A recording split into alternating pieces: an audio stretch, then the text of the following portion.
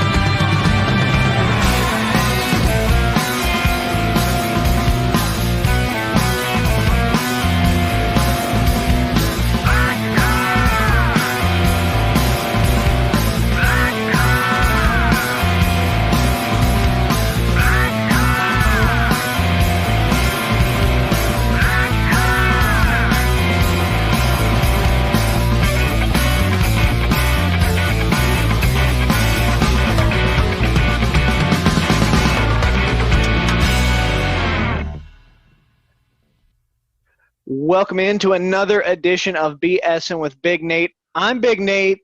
That was Freud'z Couch, the track Black Car off their new album.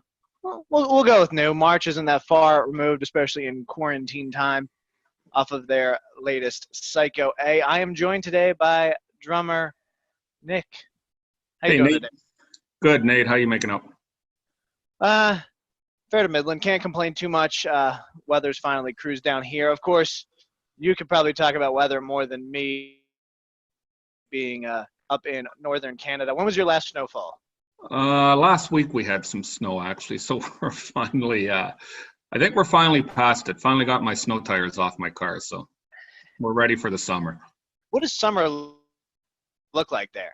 I know this isn't what we want to talk about, but I'm just dying to know. Well, I'm up in Sudbury, Ontario, so summertime is a beautiful time. So a lot of green, a lot of lakes, fishing, camping territory, but just a lot of forestry. It's beautiful up here in the summer. Winters, not so much.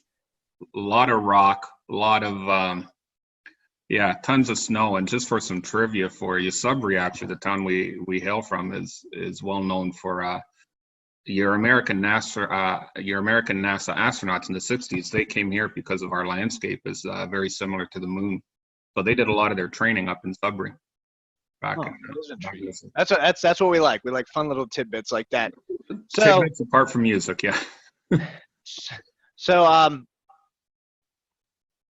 Freud'z Couch, you guys have kind of you and I have been chatting about, you guys kind of have a long history, but it's also kind of intriguing to me. So we're going to go ahead and I want to start there, kind of just do this like an artist profile.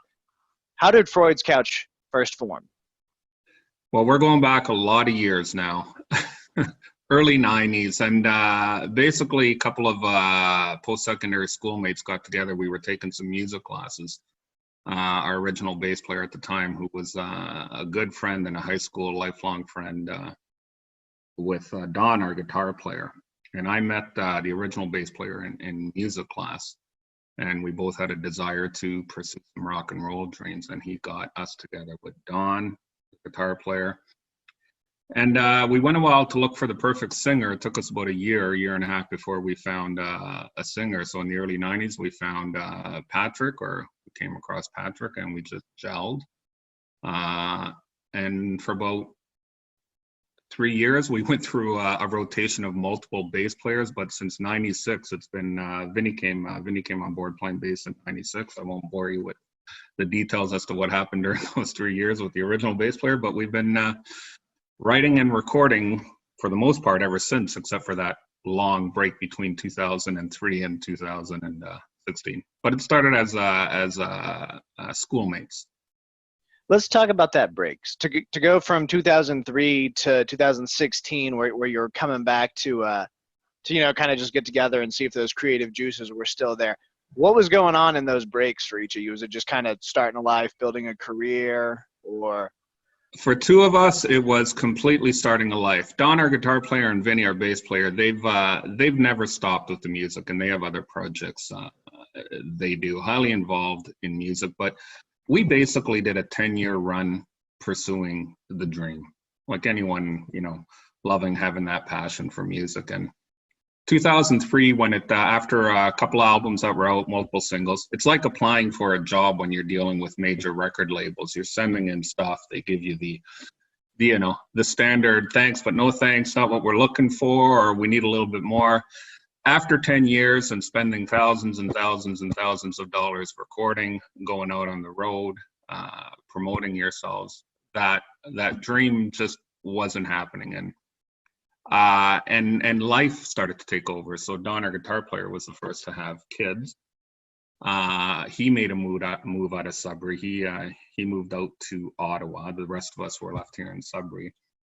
And it was getting difficult for us to travel, perform, but we had a commitment to pay off a lot of the bills, which is one of the things I'm very happy about.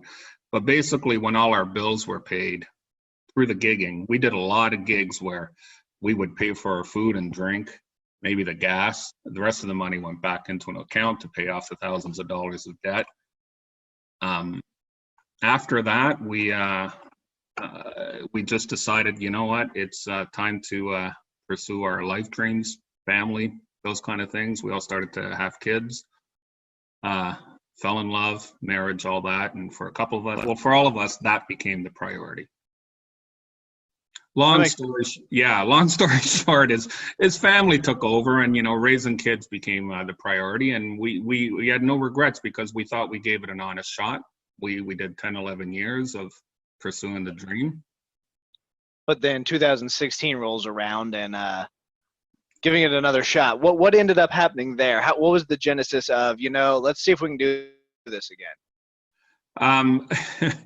We missed the whole social media era. So when the early 90s, late 90s, early 2000, Facebook, those kind of things, So to get your music out, it wasn't as easy as it is today to get the Twitters and the Facebook. So our original music wasn't out on social media because we came to an end just when that started to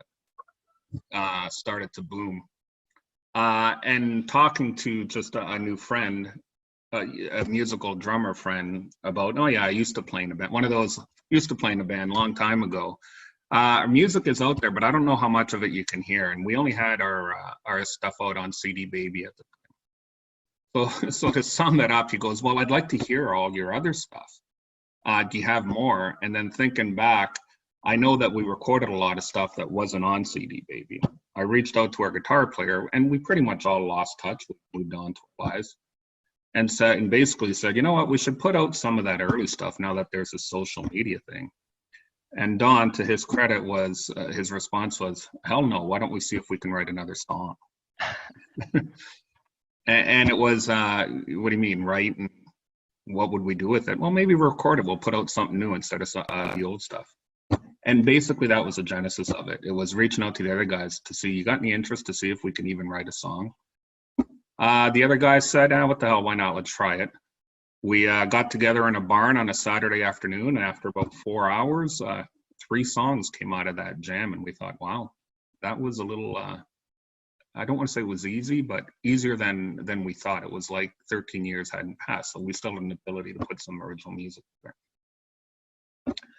Basically, that was the genesis of trying this again, and it's led to a whole bunch of other stuff the last 3 years. Yeah, you guys, I mean, so since 2016, you've written this stuff. I mean, like I said, back in March, you put out Psycho A. What was the process of going from your mindset in the 90s to your mindset now? And now you've got 7 Hard out of Germany. You're working with them. Like, what's the shift in mentality? Obviously, you've got the social media coming about. How has your process changed when you're trying to write things and get it out there? Completely different. So when we got, just to go, yeah, it's actually kind of been surreal. But when we first got together in late 2016, we actually physically got together, and we put out, prior to Cycle A in 2017, we put out a 5-song EP. So we were able to still get together and write together, and we put out the EP, and that's what generated some interest with 7 Hard Records. We were able to get stuff out on social media, and now it's accessible everywhere. Excuse me. When 7 Hard reached out to us, we had a couple of other indie labels reach out to us, which was really weird because the first time around we had to reach out to companies and rarely get response, but now because of social media, you got people reaching out to you. And they said, look, we really want you to put together an album. We like what you have. They were very kind and generous, but we went back and said, look, we all now live in different cities. If you're going to ask us to commit to get on the road and start touring, we're not in a situation where we can do that unless there was a high demand. So if we're going to sign something where you're expecting us to put out an album or 2 or 3, we can't commit to that. And they came back and said, you know what, don't worry about it. Don't stress. If you can put something together, we'll put it out, we'll market it, do what you can. So it was appealing that way.